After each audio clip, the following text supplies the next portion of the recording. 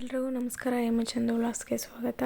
ನಾನು ಈ ವಿಡಿಯೋದಲ್ಲಿ ಮಕ್ಕಳಿಗೆ ವ್ಯಾಕ್ಸಿನೇಷನ್ ಹಾಕ್ಸಿದ್ದಾದಮೇಲೆ ತುಂಬ ಅಳ್ತಿರ್ತಾರೆ. ಅಳೋದು ಅವ್ರಿಗೆ ಇಂಜೆಕ್ಷನ್ ಹಾಕಿರೋದು ಪೇಯ್ನ್ ಇರುತ್ತೆ, ಕಾಲು ಆಡಿಸ್ತಾ ಇರ್ತಾರೆ ಅಲ್ವಾ, ಅದರಿಂದ ಪೇಯ್ನ್ ಆಗ್ತಿರುತ್ತೆ. ಪೇಯ್ನ್ ಆಗ್ದಂಗೆ ನಾವು ನನ್ನ ಮಗಳಿಗೆ ಒಂದು ಟಿಪ್ನ ಫಾಲೋ ಮಾಡಿದ್ವಿ. ಅದೇನಂತ ಇದರಲ್ಲಿ ನಿಮ್ಗೆ ಹೇಳ್ಕೊಡ್ತೀನಿ.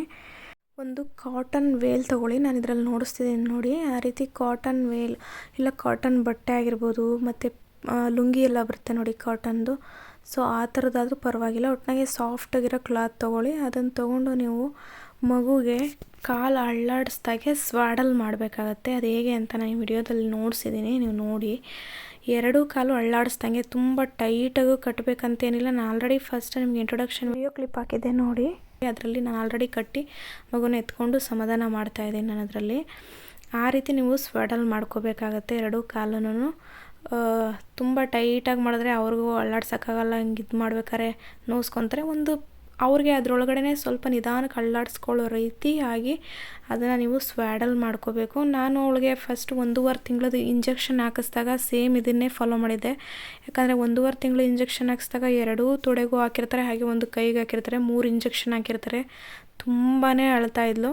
ಸೊ ನಾನು ಮನೆಗೆ ಕರ್ಕೊಂಡು ಬಂದಿದ್ದ ತಕ್ಷಣವೇ ವ್ಯಾಕ್ಸಿನೇಷನ್ ಹಾಕಿಸ್ಕೊಂಡು ಈ ರೀತಿ ವೇಲ್ನ ನಾನು ತೊಗೊಂಡು ಸಾಫ್ಟ್ ವೇಲ್ ಇದೆ ನನ್ನ ಹತ್ರ ಕಾಟನ್ದು. ಸೊ ನೀವಿದ್ರೆ ಅದರಲ್ಲೇ ಮಾಡ್ಬೋದು, ಇಲ್ಲಾಂದರೆ ಲುಂಗಿ ಇರುತ್ತೆ ನೋಡಿ ಅದರಲ್ಲೂ ಕೂಡ ಮಾಡ್ಬೋದು.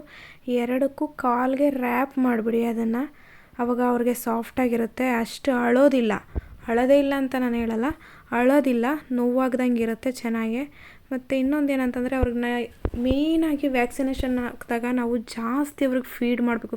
ಬೇರೆ ದಿನಗಳಲ್ಲಿ ಹಾಲು ಕುಡಿಯೋದಕ್ಕಿಂತ ಈ ಟೈಮಲ್ಲಿ ವ್ಯಾಕ್ಸಿನೇಷನ್ ಹಾಕ್ಸಿದ ಟೈಮಲ್ಲಿ ಅವ್ರಿಗೆ ಜಾಸ್ತಿ ಬೇಕನ್ನಿಸ್ತಿರ್ತೈತೆ. ಚೆನ್ನಾಗಿ ಫೀಡ್ ಮಾಡಿ, ಆವಾಗ ಅವ್ರು ಸ್ವಲ್ಪ ಸಮಾಧಾನದಿಂದ ಇರ್ತಾರೆ. ಇನ್ನೊಂದು ಏನಂತಂದರೆ ನಾವೀಗ ರ್ಯಾಪ್ ಮಾಡ್ತೀವಲ್ಲ, ರ್ಯಾಪ್ ಮಾಡಿದಾಗ ಅದು ಮಕ್ಕಳು ಸುಸ್ಸು ಮಾಡಿದಾಗ ಅಥವಾ ಬಾತ್ರೂಮ್ ಮಾಡ್ಕೊಂಡಾಗ ಅದು ನೆಂದೋಗ್ಬಿಡುತ್ತೆ. ಅದಕ್ಕೋಸ್ಕರ ನೀವೇನು ಮಾಡಬೇಕು ಅಂದರೆ ಆ ಟೈಮಲ್ಲಿ ಇನ್ನೊಂದು ಕಾಲು ಕೂಡ ಇಂಜೆಕ್ಷನ್ ಹಾಕ್ಸಿರೋದ್ರಿಂದ ಸ್ವೆಲ್ಲಿಂಗ್ ಇರುತ್ತೆ. ಆ ಟೈಮಲ್ಲಿ ನೀವು ಡೈಪರ್ನ ಯೂಸ್ ಮಾಡೋದು ತುಂಬಾ ಮುಖ್ಯ ಆಗುತ್ತೆ. ಅವತ್ತೊಂದು ದಿನ ನೀವು ಡೈಪರ್ನ ಯೂಸ್ ಮಾಡ್ಕೊಳ್ಳಿ. ಸೊ ನಾನು ಅವತ್ತಿನ ದಿನ ಎಲ್ಲನೂ ಈ ರೀತಿ ಸ್ವಾಡಲ್ ಮಾಡಿರ್ತೀನಿ. ನಾವು ವ್ಯಾಕ್ಸಿನ್ ಹಾಕ್ಸಿದ ನರ್ಸವರೇ ನಮಗೆ ಸಜೆಸ್ಟ್ ಮಾಡಿದರು, ನೀವು ಡೈಪರ್ನ ಯೂಸ್ ಮಾಡಿ. ಯಾಕೆ ಅಂತಂದರೆ ಮಗು ಇಂಜೆಕ್ಷನ್ ಹಾಕಿರೋ ಪೇನ್ಗೆ ಮೊದಲೇ ಅಳ್ತಾ ಇರುತ್ತೆ. ಸೊ ಮತ್ತೆ ಅಲ್ಲಿ ಅವರು ಸುಸು ಮಾಡ್ಕೊಂಡಿದ್ದೆಲ್ಲ ಮಾಡ್ಕೊಂಡಾಗ ಅದೆಲ್ಲ ಹತ್ರ ಹೋಗುತ್ತೆ, ಇನ್ಫೆಕ್ಷನ್ ಆಗುತ್ತೆ ಸ್ವೆಲ್ಲಿಂಗ್ ಇದ್ದಾಗ.